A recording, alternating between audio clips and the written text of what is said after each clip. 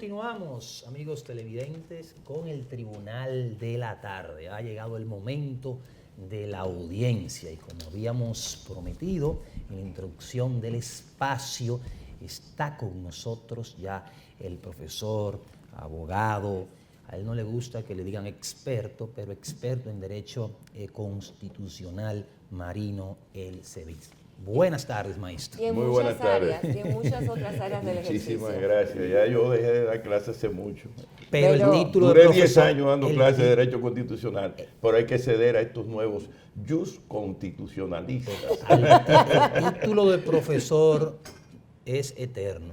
Sí, eso es verdad. Uno desaparece Una de las y sigue cosas que siendo más me alegra profesor. en el tribunal y en la vida diaria, cuando encuentro un alumno que me dice, profesor, Qué eso honor. me da un entusiasmo que me recuerda a mamá, porque mi mamá era maestra. Entonces yo veía la reverencia y ahora me doy cuenta lo importante que es haber sido maestro, dar clases. Sabes que voy a conectar, Marina y yo nos conocemos de muchos años, y te veo siempre, te recuerdo en el ejercicio del derecho, materia penal, palacio de justicia. Y justo veo una imagen de la magistrada Miriam Germán y como que me fui a la primera cámara penal, ¿no? Donde ella fue magistrada por tantos años. Sí. Haber conocido a la magistrada en ese ejercicio, luego magistrada de la Corte de Apelación, ¿cierto? Sí. Y ya luego procuradora Suprema. de la Suprema Y y después ahora a la ya a la Procuraduría. Procuraduría. Quiero la valoración del togado, del abogado en ejercicio. ¿Cómo has visto este desarrollo? Y ahora, pues, haber ocupado la posición más alta del Ministerio Público. Mira, ese es un gran compromiso. Para nadie es un secreto que yo soy amigo incondicional de Miriam Germán, a quien nunca le he pasado factura y con quien nunca he tenido tratos que no sea la ley y el ejercicio de la profesión. Siempre fui ríspido en mi proceder dentro de la actuación frente a los fiscales y ella fue un ente de moderación. En algunos casos me dio la razón, en otros lo dejó preso. Y lo que me tocó fue recurrir en apelación y tratar de ganar en esas instancias. Como juez, mucha gente no sabe que Miriam primero fue fiscal en la época del doctor Balcácer, que fue fiscal del distrito en el gobierno del PRD.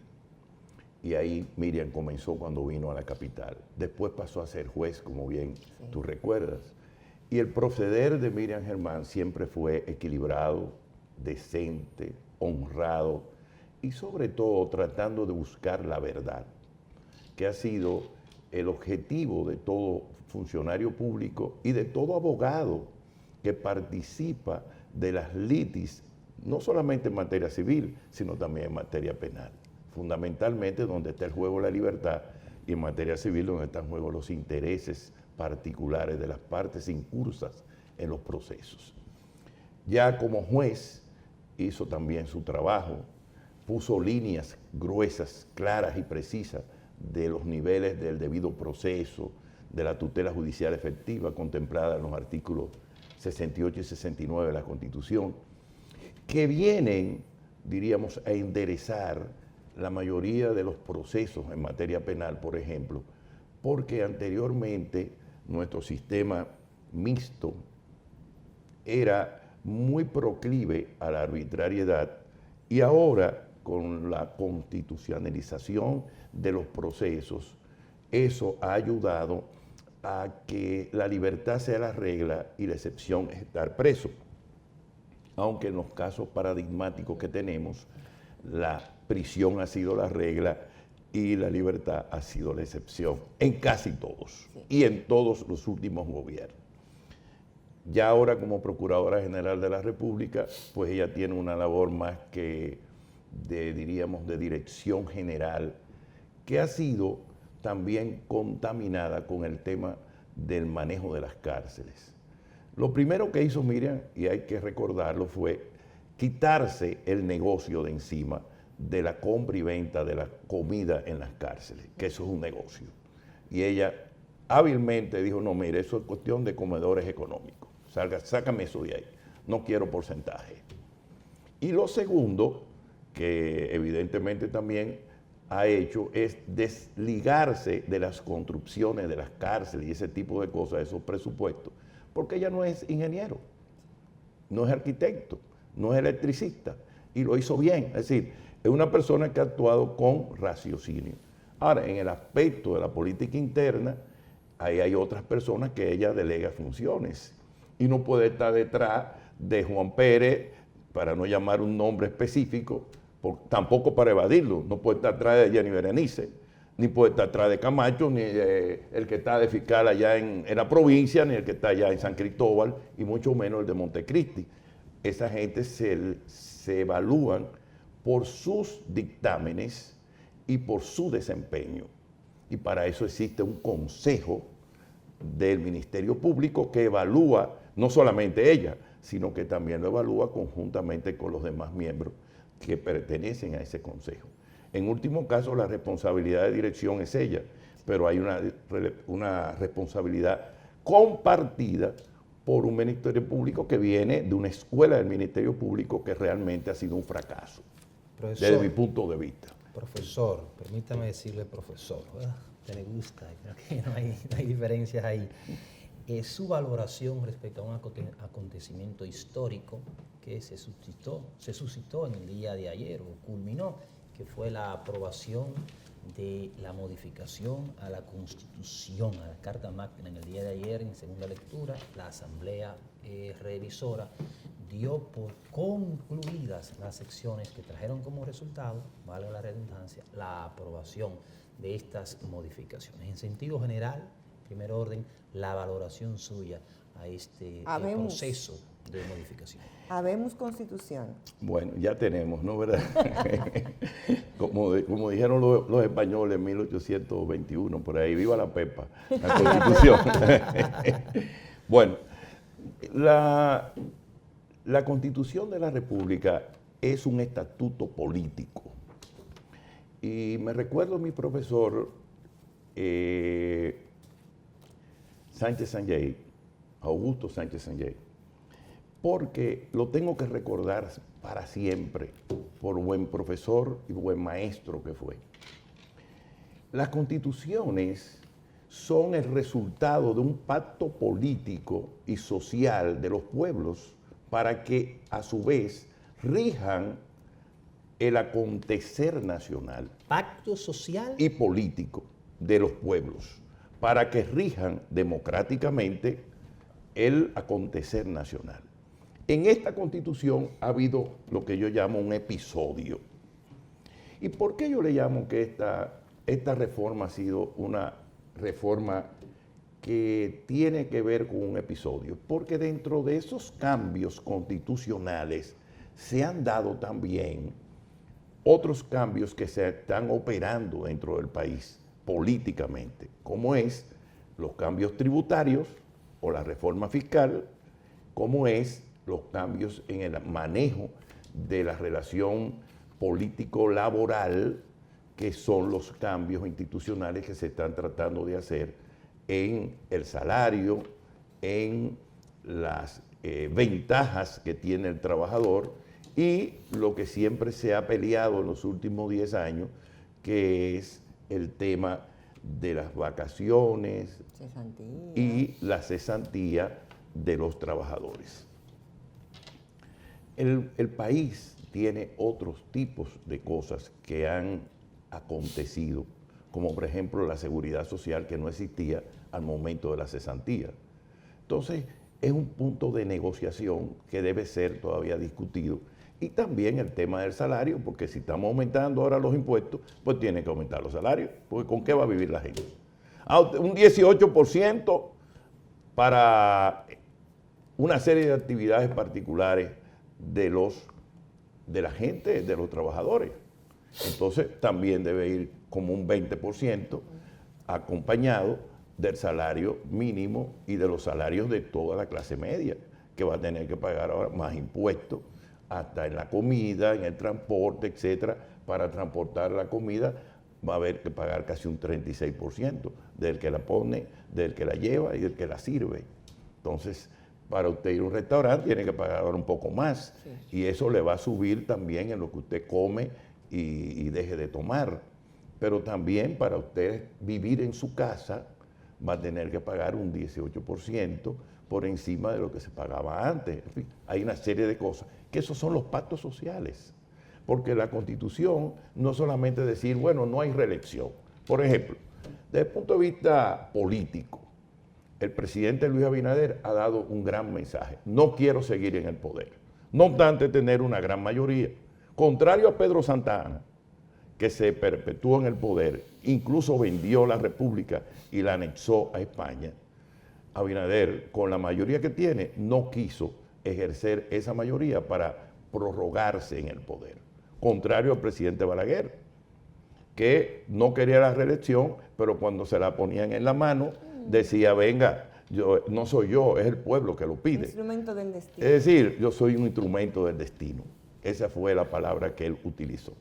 Pero, contrario también a que siempre los cambios constitucionales han sido para perpetuarse en el poder, el presidente Luis Abinader, no obstante existir esa fórmula dentro de la Constitución, ha querido hacer, diríamos, uso de un diadema, ponerse aquí con dos cosas aquí adelante, esos diademas que sirven como de honor, para decir, yo soy un presidente que teniendo una mayoría no he querido tener la osadía de seguir más allá de la Constitución que me postuló, que me limitaba a 2 años, y no he quitado esos límites.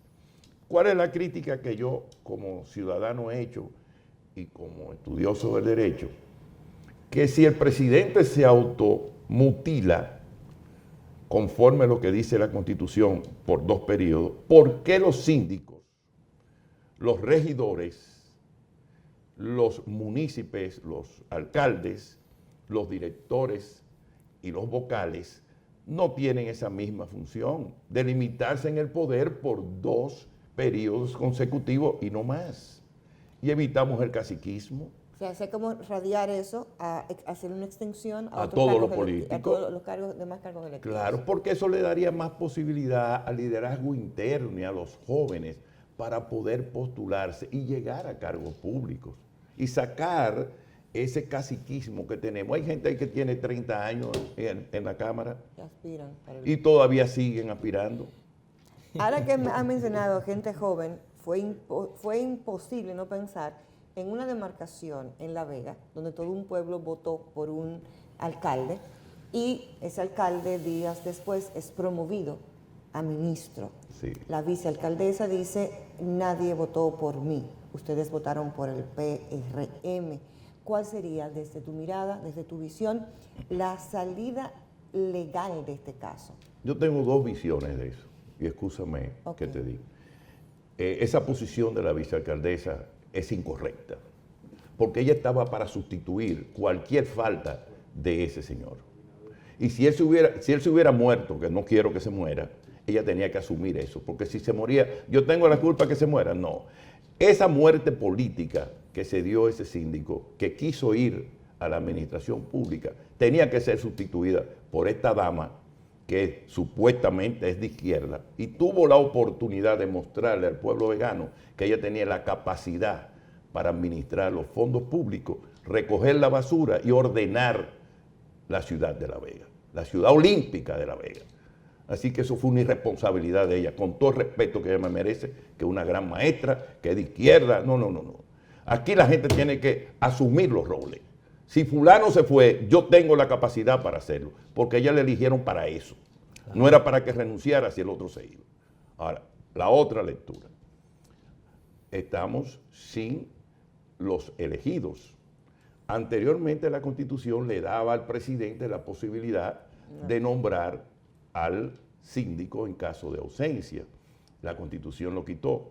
Oí que en esta asamblea, no sabemos si se aprobó porque no tenemos todavía el proyecto, no lo han firmado y no tenemos el proyecto completo, que hubo una, creo que senadora o diputada, no sé bien, una senadora, muy graciosa ella, por cierto, la vi en televisión pero no supe el nombre, que dijo que había que cubrir esa situación y me pareció hasta correcto, porque no podemos estar todavía que La Vega entonces haga unas nuevas elecciones para elegir quién va a ser el síndico. O un transitorio de 4 años, como muchos han pedido. Como otros han pedido. Entonces, la verdad es que parece que el legislador fue sabio cuando dijo, si hay problema de sindicatura, que lo elige el presidente y lo nombre. Y se acabó el problema. Se lo dieron esa potestad al Poder Ejecutivo, que pudieron dársela también en una terna o al Senado o a la Cámara de Pero Diputados. una O pregunta, al yo Consejo de voté, Regidores. vamos O al a Consejo de suponer, Regidores. si yo voté por el PRM y yo voté por ese alcalde, Claro. usted me está desconociendo mi voluntad como electora. Pero vamos a pensar que murió políticamente. Usted optó, No, pero no está en deporte, si tuviera pero, ya pero otra en el cosa. sentido murió políticamente No. frente a La Vega. No, porque no sé. Frente a los veganos. Pero es que estamos exonerando de una responsabilidad política a quien lo nombra y se lo lleva a una parte. ¿Y usted cree que no fue él que lo pidió? Porque vamos a pensar que también él fue que quiso ese cargo. Pero yo Y el lo- presidente lo complació. Eso se acordó previamente. Claro. Marino, hay una Como una, práctica. perdón, como una emisora, bueno, aquí por edad no podemos decir, es como las canciones de antes, que tú llamabas al emisor y pedías Sí. y complacías peticiones. Sí, Exacto. por favor. Ok. Así mismo Sí, fue. parece. Sí. Mire, Se me Marina, acaba de caer la hay cédula una ya. preocupación constante de este servidor, que la manifiesto en los espacios en los que laboro y sobre todo cuando tengo la oportunidad de tener a mi lado a estudiosos del derecho como usted. Y esa praxis es el transfugismo, entiendo que le hace un daño terrible al sistema de partido, a la democracia, a la credibilidad de los partidos y que se presta para corrupción. En varias oportunidades se le dijo al país que no se podía incluir un candado, como le llamo yo ahora, al transfugismo en la ley electoral, porque eso vulneraba el derecho a ser elegido. Pero sin embargo, cuando se va a sustituir a un legislador, por ejemplo, o a un regidor, la potestad recae sobre el partido. Entonces yo me pregunto, pero ven acá, si para sustituir a un regidor, quien presenta la terna es el partido afectado, ahí sí se piensa en el partido, ¿por qué no pensar en el partido cuando Juan es electo por los rojos y se va con todo y posición para donde los verdes o los morados? Lamenté muchísimo que se reformara la Constitución, que no se hablara de este tema y parece ser que tampoco se hablará de modificaciones de leyes al respecto para corregir esto. ¿Cuál es la posición que usted tendría si yo como presidente del Senado hoy le digo, profesor, tenemos que corregir esta praxis? ¿Cómo hacerlo? Mira, eso tiene un tema que es, y perdóname tal vez el uso de esta palabra, epistemológico. Eso tiene un tema de doctrina y de ciencia. Sí. En nuestro país siempre ha existido ese transfugismo. Desde los tiempos de Pedro Santana, que acabaron con los trinitarios y terminaron fusilándolo a todos, o en el exilio, como el patricio Juan Pablo Duarte, como posteriormente en los desgobiernos que sucedieron y que por las malversaciones tuvimos la primera intervención norteamericana hasta el 24 y posteriormente la dictadura de Trujillo, que aunque nos llenó de obras y de muchas realizaciones materiales, fue un gobierno ayepto donde la intelectualidad se entregó a un dictador con mucho talento, dicho sea de paso. Algunos intelectuales no fueron a la 40 a dar palo ni a matar gente, o quizás hasta lo ignoraban, pero había un grupo que se dedicó a asesinar a sus contrarios y a maldecirlos o a extrañarlos con el exilio. Pero eso sucedió durante 31 años. Posteriormente pusimos en manos del profesor Juan Bosch la gran posibilidad de la democracia, pero duró 7 meses. Se inventaron hasta una guerra con los haitianos. Fuimos en la embajada dominicana en Puerto Príncipe, el dictador Duvalier osó con sacar unas personas que estaban asiladas y eso provocó una gran crisis con el gobierno haitiano que sirvió de parangón para entonces después crearle una dificultad dentro de la clase militar que lo sacó del poder sobre la base de que no lo consideraron apto para la gobernabilidad. Desde el punto de vista del propio presidente Juan Bosch, en sus escritos, Juan Bosch fue un mal gobernante. ¿Por qué? Porque si bien es cierto, trajo una constitución que fue democrática, que tenía todos los ámbitos internacionales exigidos para ese momento, él no duró en el gobierno y por eso él mismo decía que Trujillo, aunque fue un dictador, fue un buen gobernante porque duró 31 años. Y él duró 7 meses, por tanto fue muy mal gobernante. Pero esto no se le puede decir a los PLDistas y mucho menos a la gente que sigue a Juan Bosch. Yo conocí a don Juan y yo tuve la oportunidad de hablar con él de esas cosas. Y me da risa porque él se sonrió y me dijo, oiga, usted me está leyendo bien. Y eso lo conocí y pude conversar con él, porque de niño lo conocí con mi abuelo, ahí en la calle Polvorín cuando llegó, junto con el general Ramírez, que era amigo de él y de mi abuelo. Y posteriormente tuve la oportunidad de conocerlo ya en casa de los Ares Guzmán, donde él comía permanentemente junto a doña Clemen y su esposo, don José Ares. Entonces ahí en su casa, que sus hijos eran mis compañeros de estudio, tuve la oportunidad de comer con él en la mesa. Y José Alberto y José Delio están ahí vivos, pueden dar testimonio de ello. Y las preguntas que nosotros hacíamos eran muy irruptivas, dicho sea de paso, como muchacho al fin. Entonces yo tuve ese chance. Por eso puedo dar este tipo de testimonio.